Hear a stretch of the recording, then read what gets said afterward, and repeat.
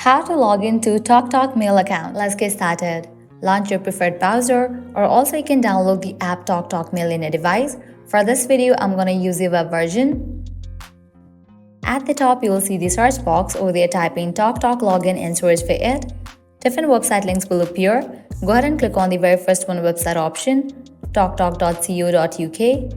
With that, you will be directed to the official website of TalkTalk Mail. Now, at the top left, you will find 3 bars. Click on it. Then click on the option of Shannon. With that, you will be directed to the login page. Now from here, you can easily log into your account. All you have to do is firstly type in your email address. Type in the password.